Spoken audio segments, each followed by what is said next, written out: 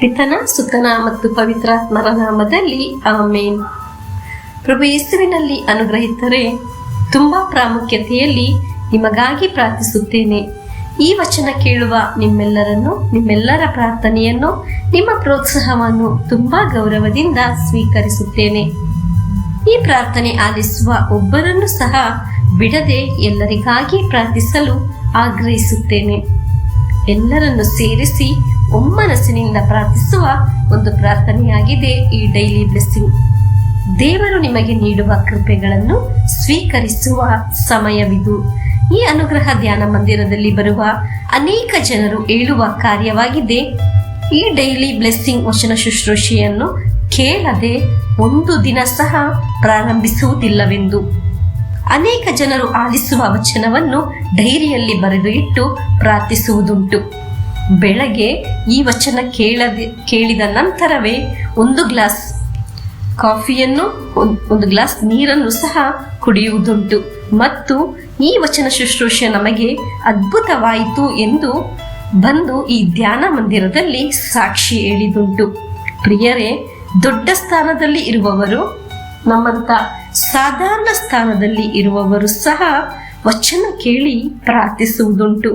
ವಚನದೊಂದಿಗೆ ಪ್ರತಿನಿತ್ಯ ದೇವರ ಸಂರಕ್ಷಣೆ ಅನುಭವಿಸುತ್ತಿದ್ದಾರೆ. ಒಂದು ನಿಮಿಷ ನಿಮಗಾಗಿ ಪ್ರಾರ್ಥಿಸಲೇ?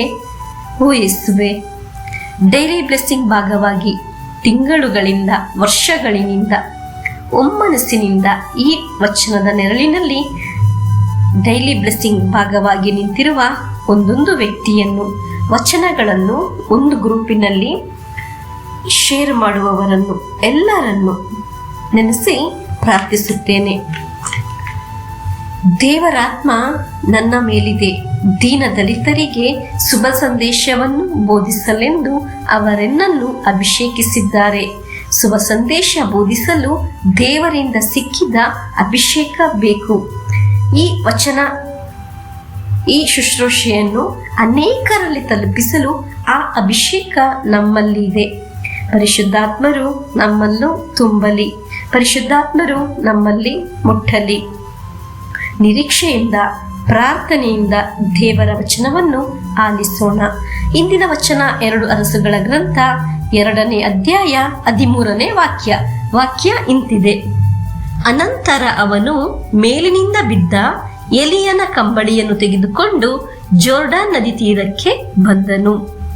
ಪ್ರಿಯರೇ, ಎಲಿಯನಿಂದ ಬಿದ್ದು ಸಿಕ್ಕಿದ ಕಂಬಳಿ ಯಾರಿಗೆ ಸಿಕ್ಕಿದು ಎಂದು ನಿಮಗೆ ತಿಳಿದಿದೆಯಾ? ಎಲೀಷ ಪ್ರವಾದಿಗೆ. ಏನಾಗಿದೆ ಆ ಕಂಬಳಿ? ಆ ಕಂಬಳಿ ನನಗೆ ಬೇಕು. ಯಾವ ಕಂಬಳಿ? ದೇವರ ವಚನದ ಕಂಬಳಿ, ದೇವರ ಅನುಗ್ರಹದ ಕಂಬಳಿ, ದೇವರ ಸ್ನೇಹದ ಕಂಬಳಿ, ದೇವರ ಕೃಪೆಯ ಕಂಬಳಿ, ದೈವಿಕವಾದ ನಮ್ಮನ್ನು ನಡೆಸುವ ಕಂಬಳಿ ನನಗೆ ಬೇಕು, ನಮ್ಮ ಕುಟುಂಬಕ್ಕೂ ಬೇಕು. ಆ ಕಂಬಳಿಯೊಳಗೆ ನಾವು ಪರಸ್ಪರ ಸೇರಿ ನಿಲ್ಲಲು, ದೇವರ ಸಂರಕ್ಷಣೆಯಲ್ಲಿ ಆಶ್ರಯಿಸಲು, ದೇವರ ವಚನವಾದ ಕಂಬಳಿಯಲ್ಲಿ ಅನೇಕರನ್ನು ಸೇರಿಸಿ ನಿಲ್ಲಿಸಲು ಈ ಡೈಲಿ ಬ್ಲೆಸ್ಸಿಂಗ್ ಎಂಬ ವಚನ ಶುಶ್ರೂಷೆಯಲ್ಲಿ ವಚನ ಕೇಳುತ್ತಿರುವ ನಿಮ್ಮೆಲ್ಲರನ್ನು ದೇವರು ತಬ್ಬಿಕೊಂಡು ನಿಲ್ಲಿಸಿರುವುದು. ದೇವರ ವಚನದ ಕಂಬಳಿಯ ಒಳಗೆ ನಿಲ್ಲುವ ಒಬ್ಬರು ಸಹ ಜೀವನದಲ್ಲಿ ನಶಿಸಿ ಹೋಗುವುದಿಲ್ಲ. ಅವನ ಮುಂದೆ ದಾರಿಗಳು ಮುಚ್ಚಿದರೂ ಆ ದಾರಿಗಳನ್ನು ತೆಗೆದು ಇಡುತ್ತಾರೆ. ಅವನ ಜೀವನದಲ್ಲಿ ಐಶ್ವರ್ಯ ಉಂಟಾಗುತ್ತದೆ. ಕಾರಣ ಆ ವ್ಯಕ್ತಿಯ ಕುಟುಂಬವು ನಿಂತಿರುವುದು ದೇವರ ವಚನದ ಆ ಕಂಬಳಿಯಲ್ಲಿ. ಆ ಶುಶ್ರೂಷೆ ನಿಯೋಗ ಏನಾಗಿದೆ? ದೇವರ ವಚನ ಎಂಬ ಕಂಬಳಿಯೊಳಗೆ ಸೋತು ಹೋದವರನ್ನು, ಬಿದ್ದು ಹೋದವರನ್ನು ಎಲ್ಲರನ್ನು ನಶಿಸಿ ಹೋಗದೆ ಒಳಗೆ ಸೇರಿಸಿ ಇಡುವ ಒಂದು ಶುಶ್ರೂಷೆಯಾಗಿದೆ ಈ ಡೈಲಿ ಬ್ಲೆಸ್ಸಿಂಗ್ ಎಂಬ ವಚನ ಶುಶ್ರೂಷೆ. ಅನೇಕರನ್ನು ದೇವರ ವಚನದ ಕಂಬಳಿಯೊಳಗೆ ತಬ್ಬಿ ಹಿಡಿಯಲು ಭಾಗ್ಯ ಸಿಕ್ಕಿದ ಸ್ಥಳವಾಗಿದೆ ಈ ಅನುಗ್ರಹ ಧ್ಯಾನ ಮಂದಿರ. ಹಾಲೆಲೂಯ. ದೇವರ ವಚನದ ಅನುಗ್ರಹದಲ್ಲಿ ನಮಗೆ ಪ್ರಾರ್ಥಿಸೋಣ.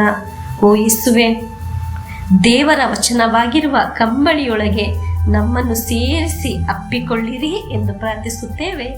ಆಮೇನ್.